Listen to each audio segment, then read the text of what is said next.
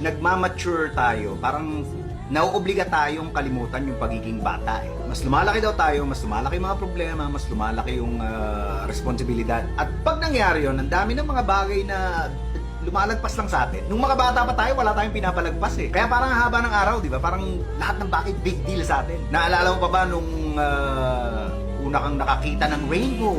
Wow! Eh yung bago sumara yung ref, namamatay yung ilaw. Naalala mo ba nung una kang maligo sa ulan? Nung una kang nakatikim ng chocolate? Yung nakaiga ka, tapos nakatingin ka sa kisame na may water stain, tapos parang kung ano-ano yung nakikita mo. Naalala mo nung una kang nakainom ng Coke? Sa maniwala kahit sa hindi, ang dami pa rin mga ganun sa paligid natin. Mga bagay na hindi pa natin alam. Pero dahil mayayabang na yung mga mature na mga sarili natin, hindi na natin ini-enjoy yung kababawan. May mga nagsasabing matanda na tayo kaya hindi na tayo naglalaro. Pero ang totoo, hindi na tayo naglalaro kaya tayo tumatanda. Sana wag niyong hayaang mawala yung inner child ninyo. Huwag tayong maging isip bata. Dapat pusong bata. Para kahit gaano kaliit, kahit gaano kababaw, kahit gaano ka walang kwenta sa iba, ang importante, makahanap tayo ng dahilan para maging masaya.